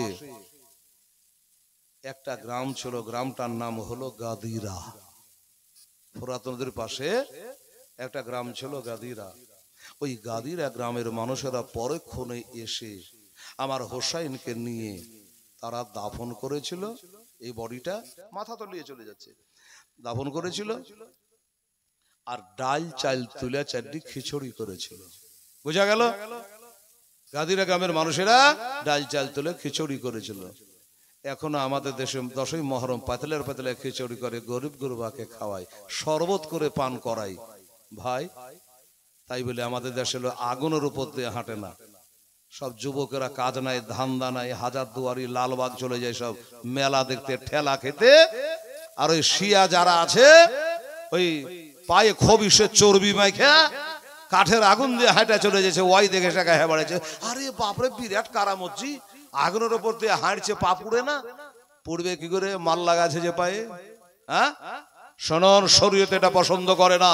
বিলেট দিয়ে বুক কাটা, পিঠ কাটা, পেট কাটা এটা পছন্দ করে না, বুক বাড়া পছন্দ করে না। হ্যাঁ, হোসেনকে যদি অতই মহব্বত করো, তার নামে ফাতিহা করো, আলেম ডাকো, মুফতি ডাকো, ফাতিহা করো, তার নামে সিন্নি করো, তার নামে কোরআন শরীফ তেলাওয়াত করো, তার নামে খতম বসাও, তার নামে ভালো কাজ করো। এগুলো হচ্ছে মহব্বতের পেহচান। বেরাদার, আমার ভাইরা, দোস্তরা, যাই হোক, এবার সবকে ওখানে রেখে এবার নিয়ে চলে যাচ্ছে। জৈন বলে ভাইরা, চলে তো যাবো এখন কোফা। ইবনে জিয়াদ শয়তানের দরবারে অ্যারেস্ট করে সবকে নিয়ে যাবে। ও বাবা, যাবার কালে হোসেনের লাশের কাছে একবার কেঁদে কেঁদে বলে, ভাই হোসেন গো, একসঙ্গে নিয়ে এসেছিলাম, একসঙ্গে আমরা সবাই মিলে ভাই বোনেরা এসেছিলাম, আজকে আমরা চলে যাচ্ছি, তোমার লাশটাকে ফেলে দিয়ে দাদা। হোসেনের মাথা তো বল্লমে গাড়া আছে, অথচ লাশের ভিতর থেকে কথা বলছে, বলছে বহির জৈনব রে, কে বললে তোরা একাই যাচ্ছে? আমার বডি থাকলো এখানে, আমার মুন্ডু যাচ্ছে তোদের সাথে, ঠিক না? মুন্ডু তোদের সাথে সাথে যাচ্ছে, আসল তো তোদের সাথে সাথে যাচ্ছে। বাবা, দেহুতে যতদিন রুহু আছে তো দেহুর কাম আছে, আর রুহু নাই তো দেহুর কাম নাই। যাই হোক বাবা, এমনি করে নিয়ে চলে গেল। এবার ইবনে জিয়াদের শয়তানের দরবারে, এবার শয়তানের দরবারে নিয়ে যাওয়ার পর ওই ইবনে জিয়াদ বাবা, তার হাতে একটা লাঠি আছে, একটা ছড়ি আছে, আর ওই ছড়িটা দিয়া আমার হোসেনের দাঁতের ঠোঁটের উপর খাটখাট খাটখাট করে মারছে। আর বলছো মিথ্যাবাদী, তুই মিথ্যাবাদী, তোর বাপ মিথ্যাবাদী, তো নাউজুবিল্লাহ। এইভাবে কথা বলছে। ওইখান করে একজন সাহাবী বসেছিল, বুড়া মানো বাবা, হযরতে যায়েদ বিন আরকাম রাদিয়াল্লাহু তাআলা আনহু। উনি জানেন সইতে পারে, গায়ে ভক্কর আগুন ধরে গেল। তুই মিথ্যাবাদী, তোর বাপ মিথ্যাবাদী, আমার হোসেন মিথ্যাবাদী না রে। তোর ছড়ি কেন হঠাৎ, তোর ছড়ি কেন হঠাৎ, যে ছড়ি দিয়ে তুই আঘাত করছে ওই জায়গাতে আমার দিনের নবী চুমা খাইতে রে। আমি দেখেছি রে আমার নবী হোসেনের গালে মুখে ঠোঁটে চুমা খেত, আর ওইখানে তুই লাঠি দিয়ে আঘাত করছি। এই কথাটা যেমনি বলেছে সাহাবীয়ে রাসূল, আর সাথে সাথে বাবা রেগে গেছে। ইবনে জিয়াদ বলল, আজ যদি তুই বুড়া মানুষ না হতে এখনই তোকে জবাই করে দিতে। তোর ভিতরে হোসাইনের প্রেম ভালোবাসা আছে, মহব্বত আছে, এই জন্য তাকে হত্যা তোকে করে দিতাম। কিন্তু কেতাবে লেখে তখন না করলো। কিছুদিন পরে বাবা, সময়ের পরে কয়েকদিন পরে ওই ব্যক্তিকে ওই কুফা ইয়াজিদ ইবনে জিয়াদ জবাই করে দিয়েছিল। পারে নিয়ে যাওয়ার পরে মাথাটাকে নিয়ে যাচ্ছে, তো খলিল বিন ইয়াজিদকে বলছে, এই খলি, এই মাথাটা এখন রাতের বেলা তোদের বাড়িতে রাখগা, সকালে। তো খলিল আমার হোসেনের মাথাটা নিয়ে যাচ্ছে বাবা, তো যাচ্ছে তোর বাড়ি আলী নামাজ পড়ছে, মুসলমান না, নামাজ পড়ছে। হায় হায় হায় হায়, কত বড় বদমাশ লম্পট এজিদের দল। হোসেনের মাথাটা নিয়ে গেল খলিল বিন ইয়াজিদ বাড়ি, লিজে এত বড় বাড়িতে থুয়ার জায়গা পেল না। কোথায় রাখলো জানেন? ভাত রাঁধার চুলার ভিতরে। হায় হায় হায়, এদের কি হবে বলুন তো, কি হবে? শোনাচ্ছি আপনাকে, ভাত রাঁধা চুলার ভিতরে আমার হোসেনের মাথাটাকে বাবা রেখেছে। বিবির নামাজ পড়া হয়ে গেল, আসসালামু আলাইকুম রহমতুল্লাহ, আসসালামু আলাইকুম রহমতুল্লাহ। এবার নামাজ পড়ে বিবি তাকাচ্ছে, তো ভাত রাঁধা চুল হাতে, উপর থেকে আসমান থেকে যে হ্যালোজিনটা জ্বলছে বাবা, ফোকাসটা নিচে পড়ছে। তো বাবারে ওই ভাত রান্না করা চুল হাতে যেন নূরের একটা ফোকাস পড়ছে। বিবি চিন্তা করলো, আগুন যদি চুল হাতে থাকতো তো উপর দিকে ছটা উঠতো, আলো হতো সৃষ্টি হইয়া, কিন্তু ওপর দিকে নাই, ওপর থেকে বরং চুলার মধ্যে কিসের এত আলো। এবার যাই দেখছে তো মানুষের কাটা মাথা। স্বামী গো, এটা কার কাটা মাথা? বলে আর বলিস না, এটা হোসেনের কাটা মাথা। কোন হোসেন কাটা মাথা গো? বলে আলীর বেটা হোসেন, ফাতেমার বেটা হোসেন, নবীর নাতি হোসাইনের কাটা মাথা। যেমনি বলেছে, হায় হায় হায়, এখানে আমি নমাজ পড়ে উঠলাম, আল্লাহুম্মা সাল্লি আলা মুহাম্মাদিন ওয়া আলা আলি মুহাম্মাদ, এখানে বলে আনো যাই নামাজে যাদের সালাম করে আসলো তার মাথা কেটে এনেছো, হাত কাঁপলো না, দয়া হলো না। ওই মেয়েটার মধ্যে হোসেনের এত মহব্বত ছিল বাবা। এবার ওইখান থেকে বলে, তোর ভাত খাবো না, তোর সংসার করবো না, এই যে আমি চন্ন এখনই তোর বাড়ি থেকে বিদায় হইয়া। তো খড়ি বলছে, এই তুই চলে যাবি, তোমার বেটা বেটি গেলার কি হবে? তোর মেয়েটা জবাব দিচ্ছে, তোর বেটা বেটির কি হবে? খুব দরদ না? তো তোর বেটা বেটির কি হবে এত যখন চিন্তা, হোসেনকে শহীদ করলি, তার বেটা বেটির কি হবে চিন্তা করেছিলি? তোর বেটা বেটিতে কোটি গুণে দাম বেশি হোসেনের বেটা বেটি। কথা কিন্তু যুক্তিরই কথা বাবা। চলে গেল। একটা কেতাবের আর একটা কেতাবে কি লেখা আছে জানেন? জীবনী একটা কেতাব থেকে হয় না, কয়েকখানা কেতাব টালি করতে হয়, মিলাতে হয়, সাইজ করতে হয়, সেটিং করতে হয়, সিরিয়াল করতে হয়। তো আর একটা কেতাবে লেখা আছে, যখন মুক্তার সাকাফি বলে একটা লোক সবকে ধরছিল আর মারছিল, তো মুক্তারের বাড়ি ঘেরাও করে নিয়েছে পুলিশে। মুক্তার বলে, সবকে আমার চাই, একটা একটা করে ধরে আনো। তো খলিল বিন ইয়াজিদ তার বিবিকে বলছে, এই আমার বাড়ি তো ঘেরাও করে নিয়েছে ইবনে জিয়াদের এই মুক্তারের লোকেরা, তো আমার কথা যদি তোকে জিজ্ঞাসা করে, এই তোর স্বামী কোথায়? এই মা বোনেরা এদিকে দেখেন একটু। এবার ওয়াজটা শুনতেও হবে, চোখ দিয়া দেখতেও হবে। কারবালার পরে কি হলো বাবা? তো এবার হ্যাঁ বলছে, যদি আমাকে ধরতে আসে তো বিবি রে, আমি তো স্বামী হইলাম, তো জিজ্ঞাসা করলে বলবি যে আমাদের বাড়ি, স্বামী আমার বাড়িতে নাই। বিবি বলে, বারে কথা, এখানে নমাজ পড়ে আপনার এত কথা গল গলে মিথ্যা কথা বলবো যে নাই? বলে, না বললে তোর স্বামী হারাবি, বাঁচতে পারবি না। শোন, মেয়েটা বললে, আজ কপালে যাহাই হবে, আসুক তারপর দেখছি। লোক চলে এসছে, এই রে মহিলা, তুই কি খলিল বিন ইয়াজিদের স্ত্রী? বলে, হ্যাঁ। তোর স্বামী কই? আমরা সরকারি মুক্তারের লোক, তোর স্বামীকে অ্যারেস্ট করতে এসেছিস, তোর স্বামী কই? স্বামী তো ঘরে খাটের তলে লুকিয়ে আছে, শুনতে পাচ্ছে সবই। আর বিবিকে শিখিয়েছে, বলবি যে বাড়িতে নাই। তো এই জন্য আমার মা বোনের একে বন্য যে ওয়াজটা এবার শোনেন আর চোখে একটু তাকান আমার দিকে। তখন ওই মেয়েটা বলছে, কেটা বলেছে বিটি ছেলের বুদ্ধি নেই জি? হ্যাঁ, বিটি ছেলের বুদ্ধি নেই, তেমনি মুখ্যমন্ত্রী হয়ে বসে আছে, এমনি রাষ্ট্রপতি হয়ে বসে আছে ভারতে, এই এত বেটা ছেলে থাকতে। হ্যাঁ, সুবহানাল্লাহ। ইহা তো না কাটে, উহা তো না কাটে, কথা বুঝেন। ওর স্বামী বদমাস, ও কিন্তু কানে উড়িয়ে চাল্লা। যদি আমার বিবি বলে যে খাটের তলে আছে, তাহলে তো আমার খাটিয়া খারাপ। তো যাক, আমার বিবিকে তো বোঝাচ্ছে, বলবি যে বাড়িতে নাই, মেলা মুড়ল আছে, খালের পাশে দিয়ে দিয়ে দিয়ে ফকির মিশকে আইলে গেছে। তোর বাড়ি এলাকে বলছে যে কি হচ্ছে, আসে যে আমি একটু ঘুমানো, বলবি যদি ফকির মিশকিন আসে যে খালের পাশে আছে, তো বলি যে আমার স্বামী বাড়িতে নাই। বিরক্ত হয়ে গেছে, ওটা আলাদা কথা। তো এবার ওই খোলের বিবি বলছে, ওকে জিজ্ঞাসা, তোর স্বামী আছে বাড়িতে? ও কানে উড়িয়েছে। বিবি বলছে, মুখে কি বলছে আর হাতে কি করছে দেখে। মুখে বলছে, আমার স্বামী বাড়িতে নাই। আমার স্বামী, জোর করে বলছে, মানে নাই কথা যেন স্বামী শুনতে পাই। আমার স্বামী বাড়িতে নাই, ইশারা করে দেখাচ্ছে। ইশারা করা ধরো, স্বামী ঘর থেকে দেখতে পেয়েছে না, মুখের বলিটা শুনতে পাচ্ছে, আমার স্বামী বাড়িতে নাই। কিন্তু বাবা বিবি মনে করেন না এরকম বিবি দরকার। বাবা হাত দিয়ে যে আসল জায়গা দেখিয়েছে ওর স্বামীও জানে না, অমনি তাকে ধরে নিয়ে গিয়ে কচু কাটা করেছিল মুক্তারের লোকেরা। বাবা গো, আমার মা বোনেরা অনেক কথা বাবা। এবার যাই হোক, এমনি করতে করতে এবার মা হোসেনের মাথাটা বল্লমে করে নিয়ে আমার হোসেনের বেটি, বিবি, ভাবি, আত্মীয় স্বজন, জয়নাল আবেদিন সহ এবার সবাইকে দুই হাতে বেড়ি পরিয়েছে বাবা। আর বেড়ি পরায়া এবার তারাকে নিয়ে যেছে দামেস্ক শহরে বাবা। এবার দামেস্ক নিয়ে যেতে যেতে রাস্তায় চলতে চলতে বাবা একটা জায়গাতে গিয়ে এলে গেছে, তো সামনে আপনাদের যেমন মসজিদ, তো ওইখানে রাস্তার ধারে একটা গির্জা, খ্রিস্টানদের গির্জা। ওই গির্জাটা দেখে বাবা মনে করলে এক কাজ করি, এখানে একটু আরাম করে নিয়ে সকালে একটু আরাম করার পরে রওনা দেব। তো বল্লমে মাথাটা গাড়া আছে, আর মাথা খোলাখুলি কি করব, ওই মাথা সহই বাবা দেওয়ালে হিমলা দিয়ে দিয়েছে গির্জার। আর যেমনি হোসেনের মাথা বাবা দেওয়ালে ঠেকেছে, অমনি জানে দেওয়াল পাড়াম করে ফেটে গেল, দেওয়াল ফেটে গেল। আর ওইখান দিয়ে একটা হাত বেরিয়ে গেল, আর ওর হাতে জানে একটা লোহার কলম ছিল, আর এই লোহার কলম দিয়ে জানে বুলবুল বুলবুল করে লেখা চলে যেছে বাবা। কি লিখছে জানেন? এর বাংলা হলো এটা। তো তোমরা কি মনে করো যে যারা নবীর নাতিকে শহীদ করে এরা কোনোদিন জান্নাতে যাবে? এটা তোমরা কি করে আশা করো?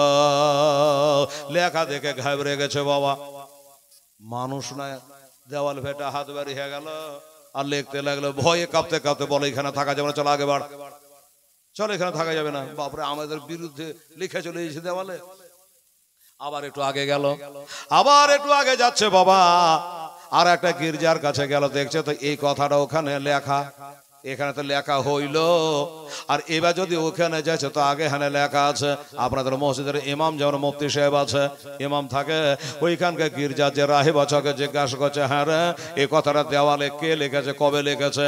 বলছে শোনো, কে লিখেছে তা বলতে পারবো না, তবে আখেরি নবী মোস্তফা হোসাইনের নানা শেষ নবী দুনিয়াতে আসার 500 বছর আগে থেকে লেখা ছিল। হোসাইনের নানা নবীর আসবার 500 বছর আগে থেকে ওখানে লেখা ছিল। বলছো ভাই এটা কার মাথা গো? ওই ইমামটা, খ্রিস্টানটা, রাহেবটা বলে এটা হোসাইনের মাথা। কোন হোসেনের মাথা?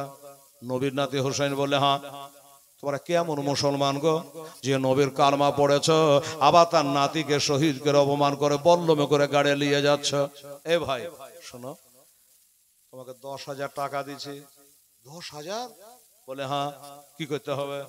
বলে রাতে তোমরা তো আরাম এখানেই করবা, ওই মাথাটা বল্লমে না থুয়ে ওখান থেকে মাথাটা খুলে আমাকে দে, একটা রাত আমার ঘর খান সাজিয়ে রাখবো। জোরে বলে সুবহানাল্লাহ। ও বাবা গো, বলে এক রাতে যদি 10,000 টাকা রোজগার হয়তো হোক না, বাবা এবার 10,000 টাকার লোভে মাথাটা করে দিয়ে দিয়েছে। আর ওই রাহে বাড়ি নিয়ে যাওয়ার পরে একটা মেম্বার করলো, উঁচা করলো, সুন্দর করে জায়গা সাজানোর পর আতর, খুশবু, গোলাপ জল যত কিছু লাগে সব দিয়ে চারিপাশ জোরে আগরবাতি খুশবু করে বাবারে এমনি করে চুপ করে যেমন মাজার জিয়ারত করে অমনি করে হোসাইনি মাথার কাছে বাবা তপ করছে। হঠাৎ করে চোখের পাতা খুলে দেখতেছেন বাবা আকাশ থেকে যেন একটা নূরের ফোকাস যেন বাবা হোসাইনের মাথার উপরে পড়তেছে। এসব দেখে রাহে বলছেন হোসাইন তো জিন্দা হে ওয়াল্লাহ, তো জিন্দা হে ওয়াল্লাহ মেরে চশমে আলম সে চুপ জানে বলে। কে বলেছে হোসেন মারা গেছে? আমি বলবো হোসেন আল্লাহর কসম তুমি জিন্দা আছো, জিন্দা আছো। আমার হোসাইনের ঠোঁট দুটো যেন হিলতে আরম্ভ করেছে। ওই রাহে আমার হোসেনের কাছে কালেমা পড়ে মুসলমান হয়ে গেছিল বাবা। মুসলমান হলো, সকাল বেলাতে আবার মাথা ব্যাগ দিয়ে দেওয়া হলো। হোসেনের মাথাটা নিয়ে আবার চলে যায়। কিছু দূর চলার পরে হোসেনের মাথাটা বল্লম থেকে বাবা নিচে নেমে গেছে। যখন নিচে নেমে গেছে ইজিদের 22,000 সৈন্য কাটা ছেড়া যা হয়েছে বাকি গেলা আছে, ওরা হোসেনের বাবা মাথাটা জমিন থেকে তুলতে পারে না। কেন? 22,000 লোক। এই যে আপনাকে বললাম না কাল যখন আমি মালদা থেকে আসি 4:15 কালীচকে বাসে চাপলাম, 2.5 ঘন্টা ধরে ফারাক্কা থেকে বল্লালপুর পর্যন্ত জাম। যারা ওদিকে গেছেন তারা জানেন এত জাম, 3টা করে বাসের লাইন, গাড়ির লাইন। হ্যাঁ, যে আমি একটু বাড়ি যাব, আরাম করব, গোসল করবো, তারপর আবার মসুরডাঙ্গা যাবো, কোন বিপদে পড়লো। বাড়ি থেকে ফোন করে, বেটি ফোন করে, আব্বা কত দূর এলে। কিন্তু আমি বললাম যে এরকম ব্যাপার। কিন্তু জামগালা কেন লাগে জানেন? ড্রাইভাররা কি করে, লরির ড্রাইভাররা যখন দেখলে যে জাম নাই তো ট্যাঙ্কে তুলে দিয়ে লক করে নিতে পারছে। পিচকার গাড়ি আলা ভাবছে আকার গাড়ি জাম ছোটেনি, ও নিয়ে চলে এলো। 200-400 ঘর গাড়ি লেগেছে, ড্রাইভার ট্যাঙ্ক তুলে নিয়ে গেছে, আর এদিকে ভাবছে জাম নেই। পুলিশ যখন এসে ভাড়া বাড়ি দেয় তখন আবার জাম ছাড়ে। হ্যাঁ, তো আমার হোসেনের মাথাটা নিচে তুলতে আর পারে না, জাম লেগে গেছে, রাস্তায় চলে না। সীমার আর যত লোকজন বলে এই কি ব্যাপার, জাম ছাড়ে না কেন, আগে যায় না কেন? বলছে আর বলিও না, হোসেনের মাথাটা বল্লম থেকে নিচে চলে আসছে, ওই মাথাটা বল্লমে তুলে যাবার গাড়বো তো মাটি থেকে আমরা চাঁড়ে তুলতে পারছি না। তাই নাকি? চলো হটো, আমি যাই। সীমার গিয়ে বলছে এই জয়নুল আবেদিন এদিকে আসো, এই তোমার বাপের মাথার সাথে কথা কহ, তোমার বাপকে তুমি বুঝিয়ে বলো যদি আজকে মাটি থেকে না বল্লমে উঠে তাহলে তোর মা বোনের উপর অত্যাচার চালু হয়ে যাবে। একটু দাঁড়াও।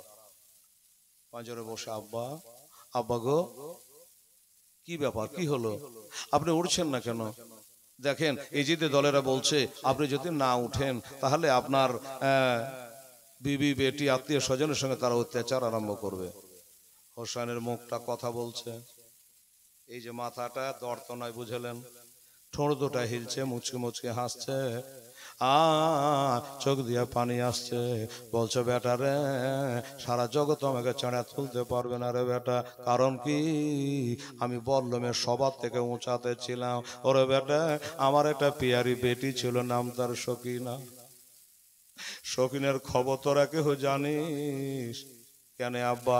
ওকে তো উটের পিঠে তোলা হয়েছে, কোনো গদি নাই, ওই উটের পিঠে তুলে দড়ি দিয়ে লিফটে জুড়ে বাঁধে নিয়ে আসতে জিদের দলেরা। কিন্তু বেটা রে তোরা কেউ খবর জানিস না রে, আমার বেটি সকিনাকে আর চাবুক মেরে মেরে পিঠের বাগলা তুলে দিয়েছে রে। 7 বছরে বেটি পিঠের বাগলা তুলে দিয়েছে রে বেটা। জয়নুল আবেদিন তোরা আমার বেটিকে ওইভাবে মারতে মারতে মারার পরে রাস্তায় ফেলে দিয়েছে, খালি উট নিয়ে আসতে, তোরা জানিস? আমি হোসেন বললাম আমার আদরের 7 বছরের সকিনাকে যতক্ষণ তোরা খুঁজে আনতে না পারবি আমাকে কেউ ছাড়তে পারবি না। যেমনি বলেছে বাবা। এবার জৈনবের কাছে গেল জয়নুল আবেদিন, ফুফু গো আমরা তো জানি না, আমার আব্বা বলল আমার বহিন সকিনা বলে উটের উপরে নাই গো, এরা মারে মারে চামড়া তুলে দিয়েছে, কষ্ট দিয়ে রাস্তায় কোথায় ফেলে দিয়েছে। তাই নাকি রে বেটা? হাই সর্বনাশ, কি হবে? এবার পিছন দিকে দৌড়াতে লাগলো, একবার ডাহিনে যায়, একবার বামে যায়, একবার আগে যায়, একবার পিছিয়ে যায়। কাউকে ফেলে জিজ্ঞাসা করে দাদা গো এই রাস্তার ধারে একটা 7 বছরের মেয়েকে দেখেছেন? খোঁজাখুঁজি করে। কেউ বলতে পারে না। এই করে যেতে যেতে একটু আগে যাওয়ার পরে বাবা গো এবার দেখতেছি একটা বোরকা পরে একটা মেয়ে রাস্তার ধারে বসে আছে। বোরকা পরে মেয়েটা বসে আছে। জৈনব বললে তো মুসলমান বটে, বোরকা পরে হতে অবস্থায় আছে। ওইখানে গিয়ে বলছে কে আছেন জানি না গো, বোরকার ভিতরে কে আছে? আমার একটা ভাতিজি হারিয়ে গেছে, হোসেনের বেটি, আপনি দেখেছেন? যদি দেখেন তো বলে অমনি যেন বোরকার ভিতর থেকে বাহির করে সাকিনাকে জমা করে দিল। এলা তোমাদের সকিনা বলছে মা তুমি কে আছো গো? আমার সাকিনাকে বুকে করে নিয়ে তুমি বোরকার ভিতরে আটকে রেখেছো, তুমি কি? মুখের নেকা তুলে দেখছেন ওটা বসেছিল বিবি ফাতেমা। ওরা চালিয়ে দিয়েছে, সাকেনা নিয়ে বুকে করে বসে আছে রে বাবা আমার মা বোনেরা। এবার সাকেনাকে নিয়ে আসলো, আবার কাফেলা চলতে আরম্ভ করলো বাবা। এইভাবে চলতে চলতে চলতে রাস্তা তো অনেক দূরে রাস্তা বাবা। এবার যেতে যেতে ইয়েজিদের দলেরা একটা উট নিয়ে জবাই করলো। কেন উট জবাই করে? হোসেনের বেটা বেটিরাকে দেখাবো আর একটু আনন্দ করে গোশত খাবো। আল্লাহ বলছে তোরাকে খাওয়াচ্ছি, ভালো করে খা। উট জবাই করেছে, রান্না বান্না একবারে হয়ে গেছে তৈরি, রান্না হয়ে গেছে, গরম গরম খাবে। এইসব হাতে মুখে পানি দিয়ে গরম গরম উটের গোশত খেতে হবে। হাতে মুখে পানি দিয়ে খাবার লেগে বসছে। এবার ওই পাতিলের সর্পের তোল আছে, তুলে দেখছে সব গোশত নাই, রক্ত। জোরে বলে সুবহানাল্লাহ। গোটাই রক্ত হয়ে গেছে, এক পিসও গোশত নাই। তোরা আমার হোসেনের বেটিকে দেখিয়ে দেখিয়ে খাবি রে পাপির দল, খা।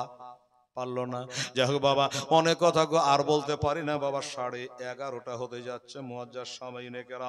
এইবারে বাবা কি হলাম, এমনি করে নিয়ে যাওয়ার পর ওই ইজিদের কাছে পৌঁছানো হলো। ইজিদের কাছে পৌঁছানো হলো বাবা। কেতাবে কয়েকটা কথা লিখেছে রে বাবা। ইজিদ বলছে যদি আমার দায়িত্বে থাকতো তাহলে হোসেনকে আমি কতল করতাম না। এটা করেছে ইবনে জিয়াদ, মতি সে বুঝিয়ে বলছিলেন ইবনে জিয়াদ কতল করেছে, আমার কোনো দায়িত্ব ছিল থাকলে আমি সব করতাম না। এটা হলো পিঠ বাছাই না কথা, এটা হলো দালালি কথা। কি করে দালালি কথা শুনুন বাবা। যখন ওইখান থেকে আসছে ইবনে জিয়াদ একবার মুখ ভারী করে মনস্থ হয়ে বসে আছে। বসে আছে। একজন জিজ্ঞাসা করছে হুজুর আপনার ঘুম আসছে নাকি? তো বলছে না আমার ঘুম আসেনি, আমি একটা চিন্তা করছি। ইবনে জিয়াদ বলছে আমি একটা চিন্তা করছি। তো বলে হুজুর আপনি কি চিন্তা করছেন বলবো? আরে আমার মনে কি চিন্তা হচ্ছে তুই বলবি? বলে হ্যাঁ বলে দিতে পারবো, বল। তো হুজুর আপনার চিন্তা হচ্ছে আমি হোসেনকে কেন শহীদ করব? ঠিক বলেছিস, আমি হোসেনকে শহীদ করিয়েছি, কিন্তু আমি শহীদ করতাম না, আমাকে ইজিদ পাপী চাপ দিয়েছে। শোন ইবনে জিয়াদ মারজানার বেটা, যদি হোসেনকে শহীদ করতে না পারিস তাহলে তোকে হত্যা করব। ইজিদ বলেছে আমাকে, তুই ইজিদ দালালি কথা বলে বাঁচতে পারবি? যে আমার দায়িত্ব ছিল ইবনে জিয়াদ করেছে। আর ইবনে জিয়াদ বলছে যে আমাকে বলেছে যদি হোসেনকে কতল না করো তাহলে তোমাকে কতল করা হবে, সেই ভয়ে আমি হোসেনকে কতল করিয়েছি। যাই হোক ইবনে জিয়াদ কি বলে দামেস্ক শহরে পৌঁছে গেল, সবাইকে পৌঁছে দেওয়া হলো। যাচ্ছে রাস্তায় আর একটুখানি দূরে আছে, হঠাৎ করে বাপরে বাপ ইজিদ গোটা শহরকে একবারে সাজিয়েছে। যেমন জালসা হলে কাগজের ফুল দিয়ে এটা দিয়ে ওটা দিয়ে ভালো করে সাজায়, গোটা শহরকে সাজিয়েছে। আর বলছে শোনো আজ কেহ আনন্দকে নিরানন্দ করবে না, সব ভালো করে সাজন গোজর করো, আজ নাচা কুদা করতে হবে। এই জন্য আমাদের বিপক্ষ হোসাইনের লাশ, হোসাইনের মাথা বল্লম করে গেড়ে আনা হচ্ছে, এই জন্য এখানে আমাদের নাচা কুদা হবে। আজ মদ থাকবে ফ্রি, যে যত ঢোল ঢাক বাজাতে পারো। আর পাগলের নাই, সবাই লাঠি খেলছে, ঢোল বাজাচ্ছে, আনন্দ করছে, বাঁশি বাজাচ্ছে। ওইখান দিয়ে একজন নবী সাহাবী হযরতে সোহেল রাদিয়াল্লাহু তাআলা আনহু মুলকে শাম থেকে ব্যবসা করে চলে আসছে। ঢোল ঢাক বাজনা দেখলে কে না জিজ্ঞাসা করছে দাদা কি হয়েছে গো? তো বললো এই হোসাইনের মাথা কেটে আনা হচ্ছে, তাই ফুর্তিতে সব ঢোল বাজাচ্ছে, হ্যাঁ আনন্দ করছে, তাই নাকি? বললো হ্যাঁ। কোন হোসেন কথা বলছো ভাই? কোন হোসেন? আরে নবীর নাতি হোসাইন। সর্বনাশ, নবীর নাতি হোসেনের মাথা কেটে আনছে? বললো হ্যাঁ। এই দাদা এই কোন রাস্তা দিয়ে আসছে গো? রাস্তা তো বিভিন্ন দিক দিয়ে আছে, কোন রাস্তা দিয়ে আসছে? বললো বাবুর সাত, ওই দেশের একটা রাস্তার নাম বাবুর সাত, ওইটা দিয়ে আসছে। মাল্য দৌড়, হযরতে সোহেল রাদিয়াল্লাহু তাআলা আনহু গিয়ে পৌঁছে গেল। হোসেনের মাথাটা দেখে হাই কান্না, সর্বনাশ করেছে, আমি কেন পেটেতে বাণিজ্য করতে গেছিলাম, ইয়া হোসেন করে কাঁদতে আরম্ভ করলো। আমি যদি আজকে যুদ্ধে বাণিজ্য না যেতাম, তাহলে আমার হোসেনের জন্য আমি নিজে জান দিতে পারতাম। খুব কান্না করছে। 7 বছরের সাকিনা বলছে, চাচা আপনি কি আমার বাপের কোনো আত্মীয়? না বেটি, আমি হলাম নবীর সাহাবী। আচ্ছা, আপনি নবীর সাহাবী? বলল হ্যাঁ। আমি আফসোস যে যুদ্ধে সামিল হতে পারিনি। সখেনা বলল, চাচা আপনার জান্নাতের ব্যবস্থা করে দেবো। হ্যাঁ, কি বলে, যোদ্ধার খাতায় আপনার নাম লেখা দেওয়া হবে। চাচা গো, একটা কাজ করতে পারেন, কিছু টাকা খরচা করতে পারবেন? এই যে আপনারাকে বললাম, আমরা ভাড়া দিয়ে দিলেন, তো কিছু টাকা খরচা করতে পারবেন? কেমন খরচা মা? বললো, আমার বাপ হোসাইনের মাথাটা বল্লম করে গেড়ে আমার মা বহিনদের মাঝখানে ঢুকে নিয়ে যাচ্ছে, আর রাস্তার যত লোক আমার বাপের মাথার দিকে তাকাতে গিয়ে আমার মা বহিনের দিকে তাকিয়ে নিচ্ছে। তো আকর্ষণীয় জিনিস যদি আগে থাকে তাহলে ওটার দিকে তাকাবে, আমার মা বহিনের দিকে কেউ তাকাবে না। তাই একটু বলুন, কিছু খরচা হলো 400 টাকা। 400 দিরহাম সীমারকে দিয়ে মাথাটা সবার আগে আগে করলো। এইভাবে যাচ্ছিল। রাস্তাতে বহুত ঘটনা আছে বাবা, আর বলতে পারছি না, অনেক বলা হয়ে গেল। তারপরে এবার ইজিদ কি করে মরলো জানেন? ইজিদ 3 বছর 8 মাস, মনে রাখবেন, 3 বছর 8 মাস বাদশাহী করেছিল। খোদার গজব। ওই যে বলে, আল্লাহ ছেড়ে দেয় কিন্তু ছাড় দেয় না। হঠাৎ করে এই মুখে, জিভেতে আর এই তালুতে এমন পোকা হলো, আর হাই গন্ধ। বাড়িয়ালি তো ভিড়ে না, বেটা পুত কেউ কাছে ভিড়ে না, এত দুর্গন্ধ। আর এই ভেবেছে টাকার কমে নেই, বড় বড় ডাক্তার দেখে ভালো করি, তোর মরণ রোগ হয়েছে তুই জানিস না। সবকে দেখিয়ে কেউ ভালো করতে পারলো না বাবা। এবার মুলকের শাহ রোম শহর থেকে একজন মুশরিক, আগুনের পূজারী, বিরাট কবিরাজ, তাকে ডাকা হলো। আসলো, দেখার পরে বলল যে আপনার এই রোগের কোনো ওষুধ নাই, তবে হ্যাঁ একটা ওষুধ আছে। সেটা কি? এই বাড়িতে বসে থাকলে হবে না, আপনাকে বড় বড় জঙ্গলে সফর করতে হবে, ঘুরতে হবে। তাই নাকি? ভালো হয়ে যাবে? বলে হ্যাঁ। আচ্ছা ঠিক আছে। হাকিমের হুকুম, সবকে বলে, রে কে কোথায় আছিস? হাতি ঘোড়া যা আছে সব বাহির কর, আমি বাদশাহ ইজিদ আজকে জঙ্গলে সফর করতে যাব। হাকিমের হুকুম হলো, সব বেরিয়ে গেল। ইজিদ একটা ঘোড়াই চাপলো, চেপে হাজার হাজার লোক নিয়ে সফরে যাচ্ছে, জঙ্গলে ঘুরতে যাচ্ছে, ব্যারাম ভালো হবে বলে। খোদার হুকুম, ইজিদ যে ঘোড়াটায় চড়ে আছে, সবার আগে বাদশাহ তো আগে, ইমাম তো আগে থাকবে, বাদশাহ আগে আছে সবারই, বাকি সৈন্য সামন্ত পিছে আছে। আর হঠাৎ করে ইজিদের চোখ দিয়ে দেখতে পায় যে সামনে একটা সুন্দর হরিণ। কি হরিণ? সুন্দর হরিণ। ইজিদ বলে, মরিয়া তো যাবি, হরিণটাকে শিকার করবো। ও জানছে না যার মরণ আগে আগে যাচ্ছে, হরিণটা শিকার করবো। এই যে বাবা ঘোড়ার লাগাম টেনে দিল গো, আর হাইরে ঘোড়ার তেজ রাফতার, হাইরে ঘোড়ার পাওয়ার বেড়ে গেল। আর সৈন্য সামন্ত, উজির নাজির, বডিগার্ড যত ছিল, ওরা বাবা 20 কোষ দূরে পড়ে থাকলো। আর ইজিদকে ঘোড়াতে ভাগিয়ে নিয়ে চলে গেল। অনেক দূর চলে যাওয়ার পরে হঠাৎ দেখছে হরিণটা গায়েব, আর নাই। ওটা হরিণ থাকলে না থাকবে, হরিণ আর নাই। মুচা ভাঙ হয়ে, নৈরাশা হয়ে, এবার ইজিদ ঘোড়াকে ব্রেক করলো। ব্রেক করে ঘোড়া, চল, হরিণ কোথায় হারিয়ে গেল, তো চল আমরা ঘুরে বাড়ি যাব। এবার ঘুরে যেমনি আসবে, কি একটু দূরে আসার পরে দেখছে তো, এই কদিন আগে আপনারা দেখলেন আমেরিকাতে আগুন লেগেছিল, হ্যাঁ, ওই দাবা মালে যেমন দাউ দাউ করে আগুন জ্বলছিল। ইজিদ ঘুরে বাড়ি যাব মনে করে আসছে, তো একবারে চারিদিকে আগুন আর আগুন ঘিরে ফেলেছে। বাস, ইজিদ আর পালাতে পারলো না, আগুনে ঘিরে নিয়েছে। ওই জায়গাটা সেই জায়গা, জাহান্নামীরাকে যেখান করে সাজা দেওয়া হবে, সেই শহরে হামিস, হে মিম সদ হামিস, ওই শহরে হামিসে ইজিদ মারা গেল। আর এদিকে 12,000 সৈন্য পাঠিয়েছে কাবাকে ভাঙার জন্য, মদিনার অপমান করার জন্য। বাবা, মদিনার আবু কুবাইস পাহাড়ে একটা পাথর ভাঙা মেশিন ফিট করে ঘুম ঘুম করে বমের মতো পাথর ফেলিয়ে কাবার ছাদকে ফেলে দিয়েছিল, কাবার পিলারকে খারাপ করে দিয়েছিল। মসজিদে হেরেমের সমস্ত পাথরের টুকরাই ভর্তি হয়ে গেছিল। কাবার ভিতরে ইসমাইল নবীর পরিবর্তে দুম্বা কোরবানি হয়েছিল, ওই দুম্বার শিংটা বরকতের জন্য কাবাতে রাখা হয়েছিল, সেটাকে পুড়িয়ে ছারখার করে দিয়েছিল ইজিদের দল। বাবারে, যখন এই করে 12,000 সৈন্য নিয়ে চলে যাচ্ছে, হঠাৎ করে বাবা একজন মা জিজ্ঞাসা করে, বাবা আপনারা কারা, আপনারা কোথায় যাবে? যেমনি বলেছে, মেয়েটার কোলে ছিল একটা সন্তান, সন্তানটাকে কাঢ়ে নিয়ে জবাই করে দিল। এই হলো ইজিদের দল, বেরাদান ইসলাম। এবার যখন এখানে মারামারি লুটেরাজি চলে, এই সময় তো হঠাৎ করে খবর হয়ে গেল, এই আব্দুল্লাহ ইবনে জুবাইরের লোকেরা, তোমরা কার সঙ্গে কার জন্য মারামারি করছো? তোমাদের নেতা শেষ, শহরে হামিশা মারা গেছে। তো বলছে এটা মনে হয় আমাকে ধোকা দিচ্ছে। তোবা নাউজুবিল্লাহ, সাহাবী কোনদিন ধোকা দেয়? তারপরে পাক্কা 3 দিনের মধ্যে খবর চলে আসলো যে এজিদ মারা গেছে। তখন 12,000 সৈন্য, তারা আর লড়াই করলো না, বাকি সব আব্দুল্লাহ ইবনে জুবাইরের হাতে তারা বায়াত হয়ে গেল। বেরাদারান ইসলাম, আর এজিদ মারা গেল ওই আগুনের মধ্যে। বাবা, শুধু সাপ আর বিচ্ছু আর আজদাহা সাপ ওই আগুনের ভিতরে সব সময়ের জন্য। ভাইরা আমার দাদুরা, তারপরে কি হলো? এবার এজিদের যে বাড়িয়ালি ছিল, এজিদের বাড়িয়ালি তো বেওয়া হয়ে গেল। কি একটা বিহা করলো, কাকে করলো জানেন? ওই গিরগিট্টির বেটা মারওয়ানকে। মারওয়ান চিনেন তো মারওয়ানকে? আরে শুনে শুনে তো চিনহার মতনই হয়ে গেছে। এই মারওয়ানকে এজিদের বাড়িয়ালি বিয়ে করলো। এ কি কম খান্নাসনি ছিল গো? এজিদের বাড়িয়ালিকে বিয়ে করলো মারওয়ান। লিয়া কদিন সংসার করতে করতে কি যে একদিন হইল, কথায় কথায় বাবা টকঝাকো হইতে পারে স্বামী স্ত্রীতে। আর যেই টকঝাকো হলো, ওই এজিদের বাড়িয়ালি পরে বিহা করা মারওয়ানকে দিল হাসিয়ার কোপ দিয়া, খতম, জামালা শেষ। এজিদও মূল্য, এও গেল। এখন এজিদ মূল্য তো বাদশাহ হবে কে? এজিদের একটা বেটা ছিল, নাম কি ছিল? নাম ছিল এজিদের দাদর নাম ছিল আমির মাবিয়া।